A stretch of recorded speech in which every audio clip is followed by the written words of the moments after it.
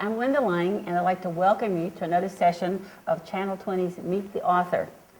What happened was a couple months ago, I was over at AC in the gym, and I was doing this, da-da-da-da-da-da-da, and the trainer comes in and he says, we have an author in our midst. He brought out this new copy of Summer Rose, and Caroline was in there, and she sat down and she autographed the book for the AC library. I thought, it was for him. Was it for him? Yes. Oh, okay. At any rate, I thought, wow. So some more people approached you, and I just kept watching you. And finally came over and I introduced myself and asked if you could come over and talk to us about Channel 20. And so you started to tell me a bit about your process. And I like to, you could start right there. How did you get the idea for writing a book? Oh, I've always wanted to write a book as much as I can remember. Even as a grade school child, I wrote little books, and I wrote stories in high school. But you never have time in life to do it. It takes a lot of time to write a book. And then I retired, which helped a lot. And I decided, well, if I'm never going to do it, I'll better do it now. And that's what I did. I just started out. It was a little bit more complicated than that, but... well, everything is always more complicated than that. Right. You know, I think for women of a certain age, we often have to reinvent a part of ourselves. And I think you kind of reinvented yourself as an author. Because right, and I've had an awful lot of fun doing that, you had too. Fun? Oh, yes. That's what really counts. So you decided to write a book.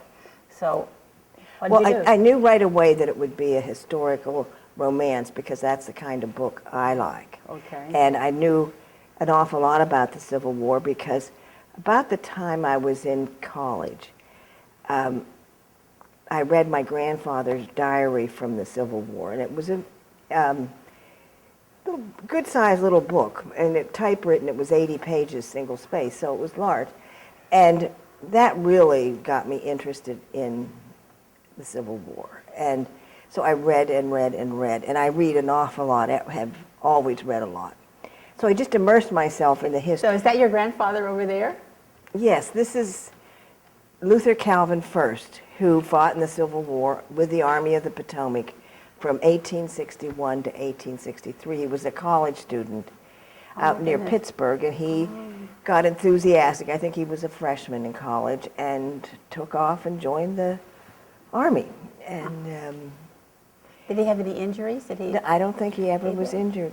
Oh. He became a sergeant in the Signal Corps, which was the telegraph. And there's one picture in a Time Life book at Antietam of a man on a tower, a wooden tower, who was probably part of the Signal Corps.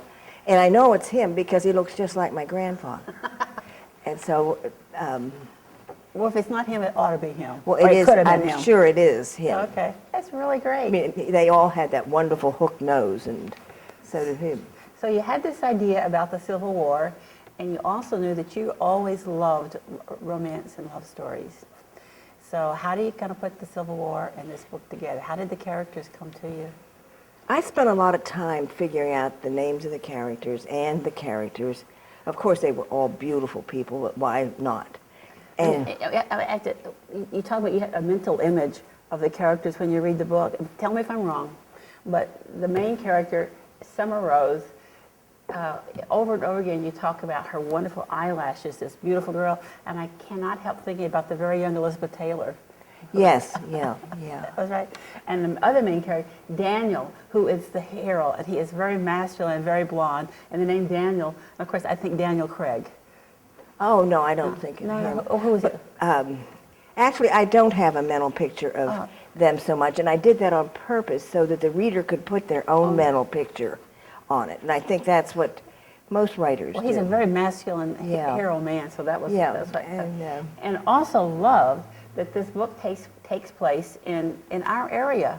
Right. We've been to Gettysburg, we've been to Lancaster, we've been to all these places you write about. And that was just really nice to feel the Civil War has come home. I had the train stop in Downingtown to get water. In Downingtown. And it was a lot of fun. It really was to do that. Yeah. And it helped me. And I read in the end, they have this wonderful horse named Chester, who plays an integral part. In fact, all the animals are really important to our hero or heroine. And that's his favorite horse, and it was named after Chester County, correct? Right. Oh, I love that. I just love that. And names, there's so many of them, and you get more characters than you planned. And figuring out appropriate names and interesting ones. And you don't want to name them after relatives because people complain about that. Well, the only thing I would complain about is there are so many names. Like in Russian novels, when you have extensive families and extended families, you give us a guide. I could have really looked up who these people were, because all their relatives, brothers and sisters, are all related, and they come intertwined. That would have been really for your next book. Okay, I'll do that, because there's even more characters. Cast of characters for some of us who forget who that person was. That would be helpful. But anyway, we have this book. We know it's going to take place during the Civil War, and we know it's going to take place around here. So we got that much settled, right? Now then, the main character, Summer Rose. What can you tell me about Summer Rose? Well, she's not like anyone you've met. That's true. Her mother was a Philadelphia debutante, and her father was an immigrant from Scotland. He was twice his wife's age. He was 43, and he was 46, and she was 23 when they married, and he had 5 sons. And 2 of them died of yellow fever in Philadelphia, so he immediately took the rest of his family out to near Gettysburg. He had some land out there, and they lived literally in the wilds. So she wasn't raised around society, but her mother knew, how to hold a spoon and a teacup and things like that. And she had 3 brothers, older brothers. They were all killed at Antietam, her father and the 2 brothers. Her mother died within days afterwards of... What a loss. And so here's this young girl, 19 years old, out in the wilds. And she refuses to go live with her grandparents. She has one living brother who's still in Washington, and he was at Antietam with his brothers, and he was shell-shocked by seeing them all killed at once. And so she stays by herself. She lives in the house, and she raises her animals, has a garden, she hunts, she cures hides. So she's different, but she's been educated, she reads, and these 2 fellows walk in to swim in her lake because it's 98 degrees the day before this battle at Gettysburg. And that's sort of how they meet. So these 2 handsome fellas just kind of show up on her doorstep, and she doesn't just go out and introduce herself. No, she pretends she's a boy. She does this all the time. And because she hunts. And she kills some pheasants, shoots some pheasants, and brings them all ready to roast on a spit, because she's curious to talk to them. But she hadn't talked to anybody probably for months. Right. Who Well, she has a neighbor that sort of looks out for her. But anyway, she prepares this nice dinner for them outside, because she doesn't take them to the house. They sit on the edge of the lake. And after dinner, they're just sitting there, and a snake rattles. And she pulls a knife out of her boot and kills it like that. I mean, she's really good with a knife. And Daniel hates snakes. And he just about goes to pieces because he's scared to death of them. And so he still thinks it's a boy. And so does Hal. So anyway, they go their separate ways. The 2 men go on to Gettysburg and fight in the first day of the battle with John Buford's troops. But anyway, Daniel's wounded on the 3rd day, and Hal takes him back to this lake, and she heals him. But it's the girl that heals him. And that's how they meet, and that's how the romance starts. Because she knows all these native cures and salves. Well, think about this. There weren't any drugstores then. There weren't too many in Philadelphia, let alone out in Gettysburg. And my grandfather, this fella, they had what they called First, F-U-R-S-T, salve, S-A-L-V-E, that I've seen the bottle on eBay. Oh, man. It looks like Smith Brothers, the label. Cough drops, remember what those were like? And they had this, and they sold it. In my medicine cabinet growing up, there was a bar of something black and crystallized that Yuck. they would shave off and mix into mustard plaster, put on my mustard plaster. So they did have, They did have cures and remedies. that right, worked. their own thing. And also, I was struck by how often they bathe. These people are the cleanest characters I ever met. They go to great details to say they wash, they bathe, and then they do something, and they wash, they bathe, and they do something else. I thought that was very impressive because these are Victorian times when you just can't turn on a faucet, get some hot water. Well, when they live, they do move to Washington, and they can there. They have running water. Running washing. water. Okay. And you have to check all that out. I'm sure you did. The I'm dates sure you and when did. they had it. Well, anyway, so we don't want to talk too much about the book because otherwise you wouldn't have any fun reading it. But all I can say is they're going to have very interesting lives.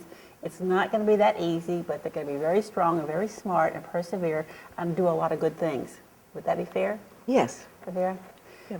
And the story takes place, it starts near Gettysburg, Yeah. and then it moves to Washington, D.C. And these are people, the two fellas are affluent. Their families Yeah. have been lawyers back to the time of William Penn. So it's not a poor existence where they don't have everything. Resources. Right. So they live in Washington, D.C., and she has to adjust to that because she's never lived in a city. Yeah, but she meets Mr. Lincoln and she meets all these. Right. And she does very well. And, oh, yeah, they think she's gorgeous and they think she's cute and she's very smart and they appreciate her. They really do. Right. And also, I don't know how many of you are aware of, Washington, D.C. was really a pit then. They kept horses and cows and pigs on the grounds where Washington's monument is. And they had a section called Murder Bay, which was full of criminals and brothels. I think they still have it. I think they've actually done research on it.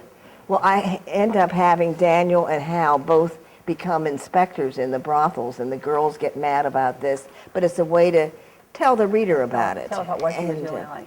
Well, And anyway, Caroline has graciously offered to give a copy of her book to the Hershey's Mill Library. So we're going to stop for a minute. We're going to ask her to sign the book, and it's a special treat. We have our head librarian, Peggy McReynolds, is going to come over here and accept the book. So pause for just a minute. Okay, this is Peggy McReynolds. She's the librarian at the Hershey's Mill Library. As it turns out, an interesting factoid about her grandfather. My great-grandfather was also in the Civil War, also at Gettysburg, and also wrote a diary, which is now in the Memorial Hall in Pittsburgh. That's the Soldiers and Sailors Memorial Hall in Pittsburgh.